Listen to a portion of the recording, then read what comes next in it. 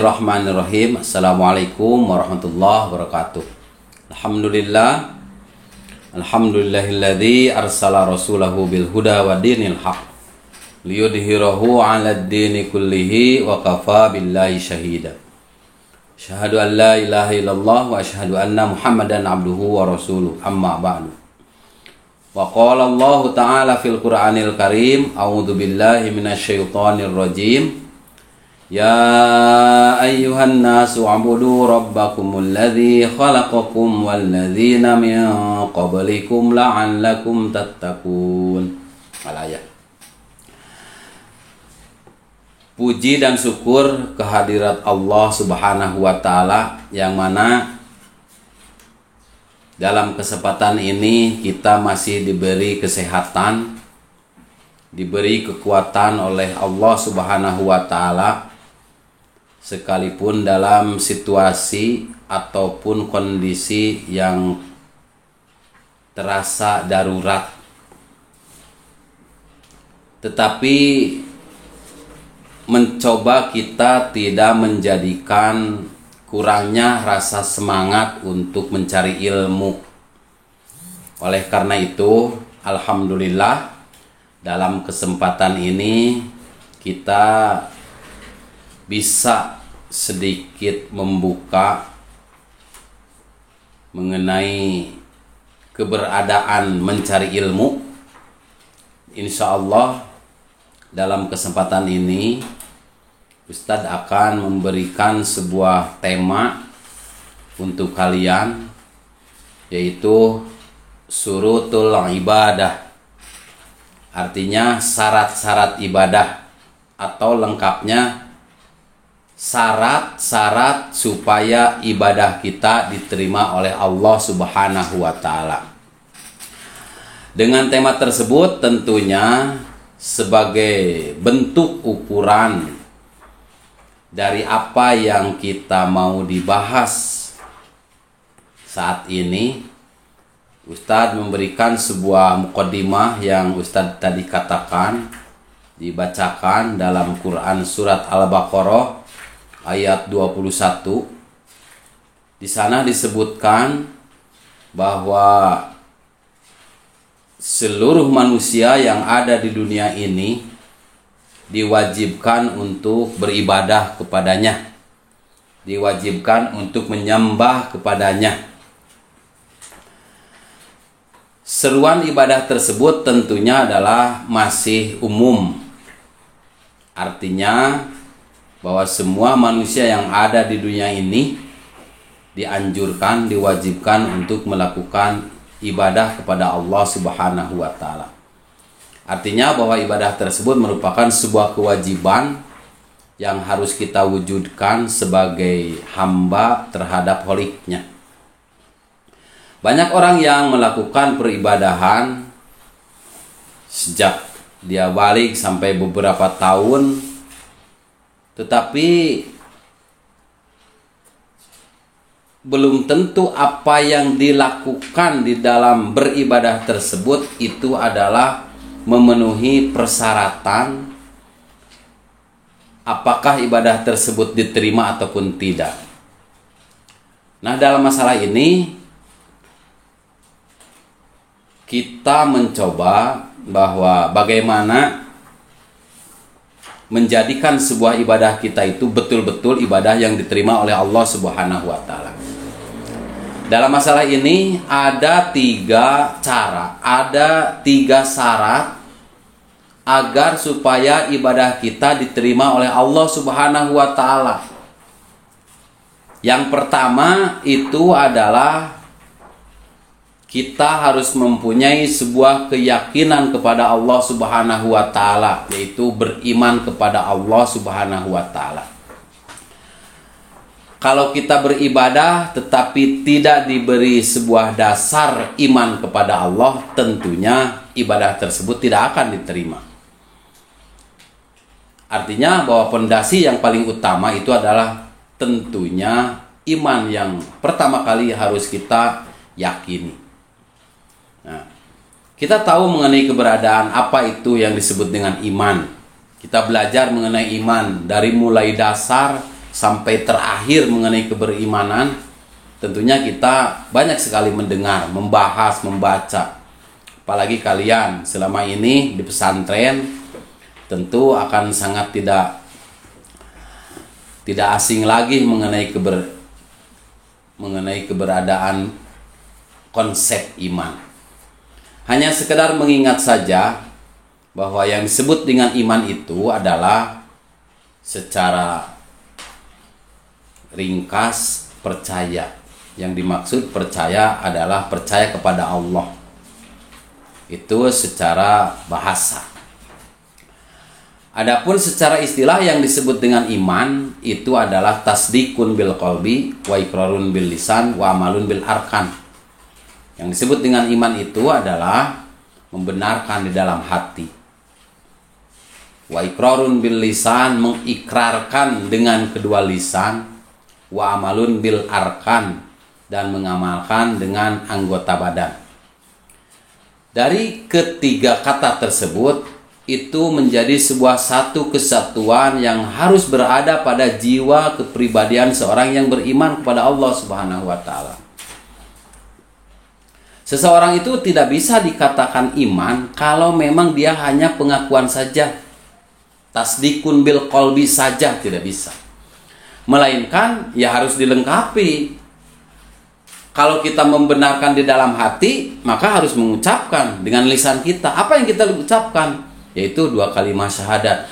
Asyhadu an la ilaha illallah wa asyhadu anna Muhammadar Rasulullah. Tetapi itu pun masih belum cukup. Kalau seandainya tasdikun bil qalbi wa iqrarun bil lisan. Melainkan kita harus disempurnakan dengan wa amalun bil arkan, yaitu mengamalkan dengan anggota badan. Kita tidak bisa dikatakan orang itu beriman hanya mengakui saja kepada Allah, hanya mengucapkan dua kalimat syahadat saja, tetapi tidak pernah mewujudkan aturan atau syariat-syariat yang diajarkan oleh Rasulullah Shallallahu Alaihi Wasallam.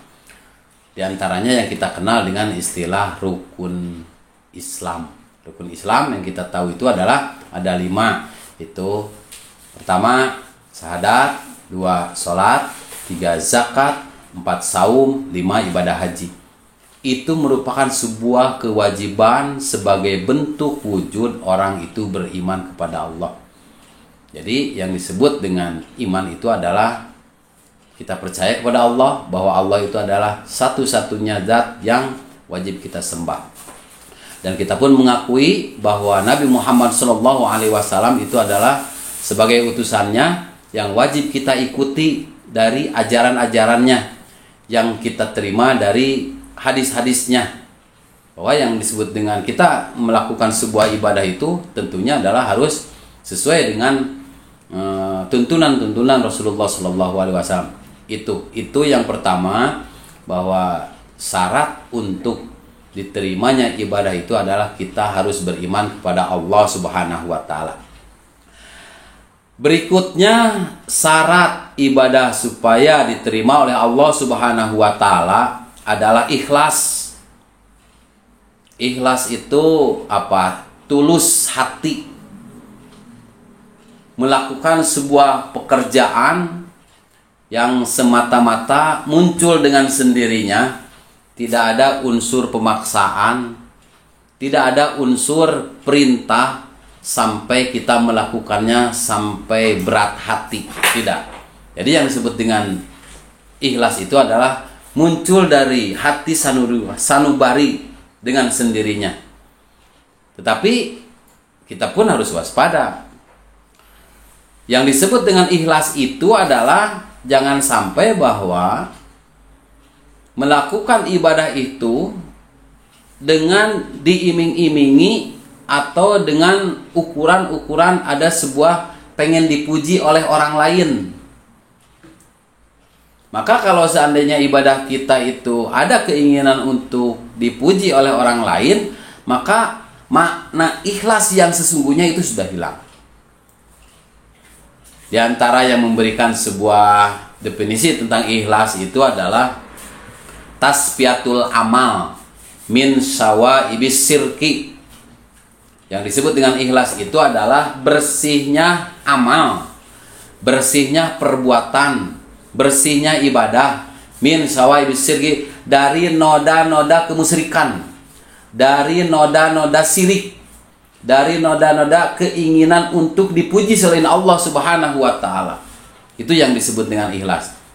Dan ingat bahwa Allah Subhanahu wa taala memberikan sebuah penjelasan mengenai orang melakukan ibadah yang terdapat dalam Quran surat Al-Bayyinah.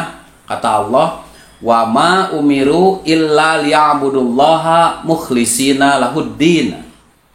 Artinya bahwa Allah tidak memerintahkan kepada kalian untuk melakukan ibadah, melainkan lakukanlah ibadah dengan penuh ketulusan, mukhlishina lahuddin, dengan penuh rasa ikhlas, dengan penuh rasa ketulusan hati. Artinya tidak ada unsur untuk dipuji oleh selain Allah. Tidak ada unsur untuk dipuja. Tidak ada unsur dikategorikan bahwa dirinya adalah orang yang ahli ibadah. Tetapi justru malah dia harus bisa mengatakan di dalam dirinya bahwa semata-mata ibadah itu karena Allah Subhanahu wa ta'ala. Itu yang kedua, ikhlas. Adapun yang ketiga, agar supaya ibadah kita diterima oleh Allah Subhanahu wa taala, yaitu muwafiqon ilallah war rasul, yang artinya adalah sesuai dengan ajaran yang ada di Al-Qur'an dan yang ada di Rasul, yaitu berbentuk hadis. Jadi kita tidak sembarangan melakukan sebuah ibadah hanya semata-mata menurut hemat kita ibadah itu harus seperti ini, seperti ini. Contoh umpamanya, contoh kecil, melakukan sholat. Kita tidak bisa melakukan sholat tetapi sesuai dengan keinginan hati nurani kita, atau sesuai dengan apa yang kita lihat dari orang lain melakukan sholat. Tetapi justru malah di dalam ibadah pun kita tentunya adalah harus sesuai dengan apa yang ada di dalam dalil, apa yang ada di dalam hadis. Karena Al-Quran itu adalah sifatnya qat'i dan hadis sifatnya qat'i, artinya tidak ada kesalahan, artinya tidak ada unsur kebohongan, artinya kebenaran mutlak.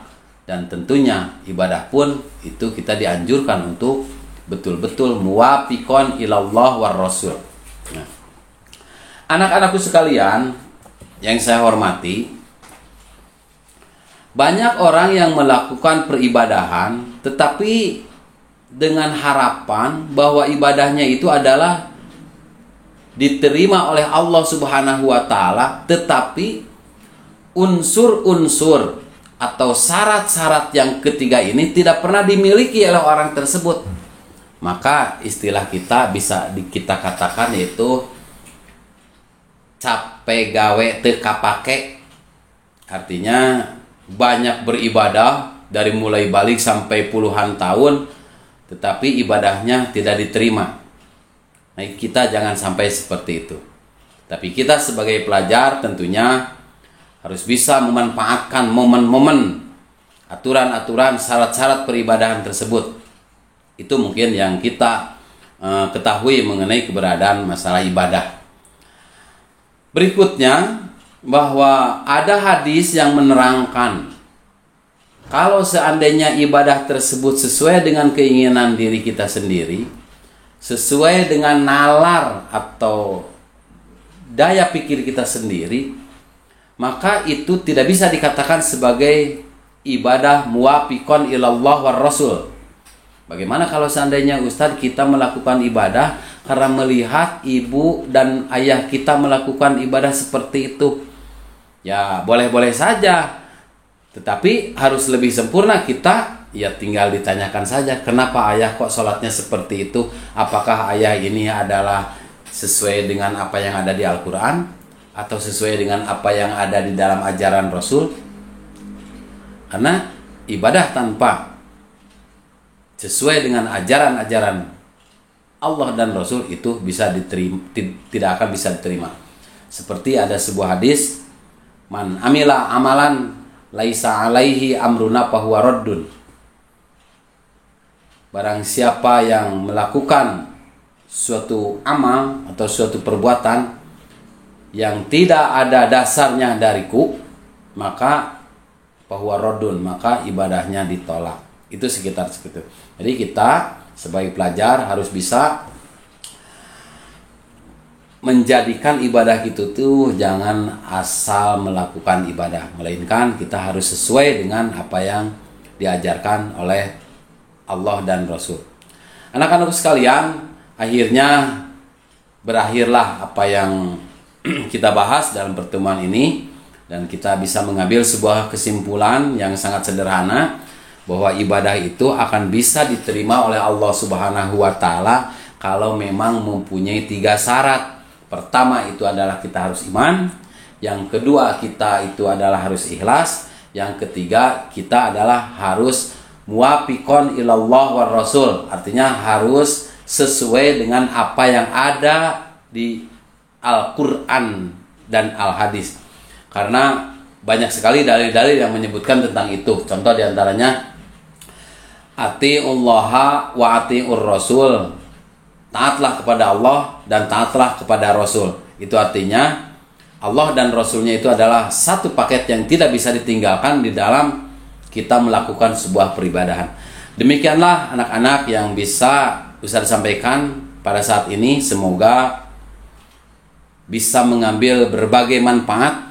Tentunya apa yang Ustaz sampaikan banyak sekali kekurangan, dan kita maklum saja. Kita mencoba mengambil hal-hal yang baiknya saja. Kalau toh memang ada kesalahan, tentunya itu adalah merupakan sebuah kehilapan atau kesalahan Ustadz, dan mohon maaf. Semoga Allah Subhanahu wa taala memaafkan Ustadz atau memaafkan kita semua. Amin ya Allah ya rabbal alamin. Demikian kita tutup saja dengan doa. Rabbana la tuzigh qulubana ba'da idh hadaitana wa hab lana min ladunka rahmah innaka antal wahhab. Rabbana atina fid dunya hasanah wa fil akhirati hasanah qina adzabannar. Assalamualaikum warahmatullahi wabarakatuh.